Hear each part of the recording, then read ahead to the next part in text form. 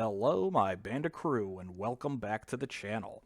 Today's video is going to be me discussing the new comic we got for Crash Team Rumble. We're going to read the comic, and I'm going to give my thoughts. There's some new lore details for the series, and we also have potential powers that were teased in this that might be coming up for the future season. If this is your first time coming to the channel, I release Crash Bandicoot content every weekend. We discuss lore, theories, news. We do interviews, podcasts, tier lists. Pretty much anything and everything Crash Bandicoot related is discussed here. So if that sounds like something you might be interested in, maybe consider subscribing.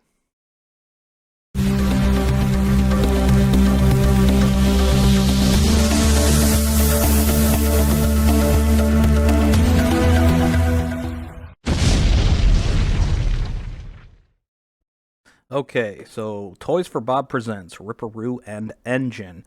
Behind Ripperoo's name, there's his swirly eyeball, and Dr. N.Gin's name appears to be N.Gin's head with the rocket sticking out of it. So you have Ripperoo's inner monologue. You could tell because it's a thought bubble. It says, based on my calculations, if we presume that the relic stations interpret team affiliation at the point of pressure activation, and then you could see N.Gin's yelling at him, Ripper! We should be able to finally influence boost advantages in our favor. Ripper! Ripper! Come help me, you bouncy fool. And you can see that Ripperoo, in his mind, he's Professor Roo, and he has all the math on the chalkboard there. Then we have Ripperoo, and it looks like he's got a scrap of paper, and you could see like a smiley face with a tongue sticking out of it, so that was the math he was writing up.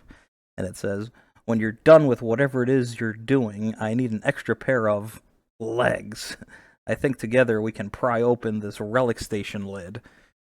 So now this next panel is my favorite, and I'm going to go into detail on why. So you have N.Gin saying, if you're trying to resurrect my migraine, you've succeeded. And what's cool about this is, yeah, you see N.Gin trying to pry open the relic station, but you also see powers from the game. So you can see on the far right there is a glass dome holding the fly spitter. You can also see a trash can there, the fridge on the bottom right corner, and then to the left of that you have the bouncy crates. Above that you have the sticky TNTs. So this is like representation of a lot of the powers that you can use in game. It also appears that there's two new ones that haven't been in the game yet. You could see a nitro crate right next to the sticky TNTs there, and there's like a stoplight next to the fly spitter. So I think that would be really cool if they actually just kind of hinted at powers that we have not yet gotten in the game, but they're appearing here first. I also like that they have the fly spitter in that glass case there. So I made a video saying how the fly spitter that we've seen in this game originates from the Eggopus dimension, and I said that maybe they just got some seeds from that dimension to use the power-up, but now, based off it being in that glass tube-like thing, I think they're actually making copies of it to put into the relic station, or to make for the powers. Okay, let's move on with the comic. Okay, careful, you blue bozo, let's not destroy another one. So evidently they've been trying it. Clang! Sweet goodness! You can see it popped open. N.Gin's flying forward and Ripperoo's flying backwards. And again, you could see the nitro power-ups. Nitro powers. I keep saying power-ups, but they're just called powers. You can see the nitro powers in these panels too. So they popped it open. And then you have N.Gin saying, please tell that... tell... Man, that text is small. Please tell me that clang sound wasn't a piece of metal lodged in my head. You can see he's got the little spinny thing above his head. Same with Ripperoo. He's got the stars now. Alright, now that we've opened it, pried it open, if the central spring is still intact, I can inject my brilliant mechanical malware. Aha, Ripperoo's looking at it. It's precisely what I suspected all along. The math is completely backwards. If we patch the core reactor, decrease the relic requirement, and you can see in the background it says 0 minus 2 over square root of Wumpa equals screw. And there's a square root of star and an explosion. Stabilize the Mojo fuel line. Only rewards to doctors. It should result in a 400% boost advantage, and matches will be perfectly balanced for us. And you can see it says pi does not equal a slice of pie, and Wumpa squared there. What's really cool to note here is it says stabilize the Mojo fuel line. So Mojo fuel line. Mojo did not appear until the Radical games. Mojo was not in any of the previous games. So this is telling me that it's potentially placing Crash Team Rumble after all the other games in the series. So it's not a direct follow-up to Crash Bandicoot 4 like we were assuming.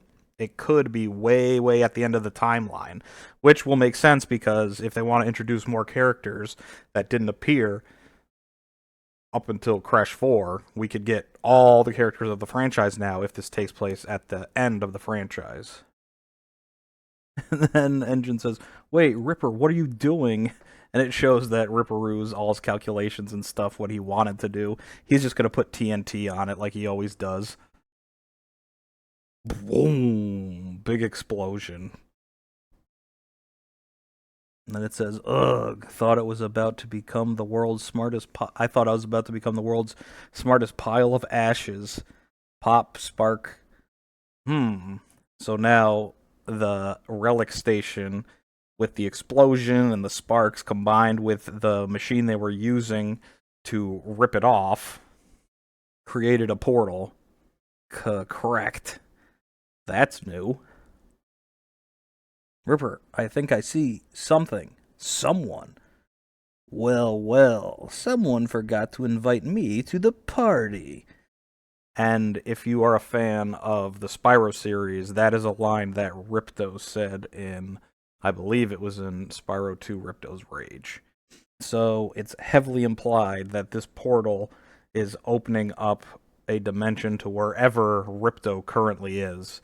Like I said, I'm kind of leaning towards this being at the end of the timeline now, but in relation to where that would be in the Spyro timeline, I'm not sure. But we already know from the icons on the screen that Ripto, Spyro, and Laura are going to be playable characters. So I think this is a tease for Season 2, and it's showing that this is how Ripto and Spyro probably got to Crash's dimension. Because unlike Crash Purple, where it's just like they're both existing in the same world, Crash and Spyro are in different universes / dimensions, I guess. So this game is actually going to explain how Spyro got to Crash's world. I really like the lore that we got. It shows that Professor Roo is just the inner monologue of Ripperoo now. And again, like I said, the Mojo fuel line, I love that they brought Mojo into this. I liked this comic way more than I liked the Cat Bat comic. It felt like they're actually trying to tell a story within the Crash Team Rumble timeline, opposed to doing an origin story for Cat Bat. So hopefully we'll get some more of these comics, and they'll expand more on the lore. And I hope you guys enjoyed this video and my thoughts on Mojo, and we'll see you in the next one. Take care.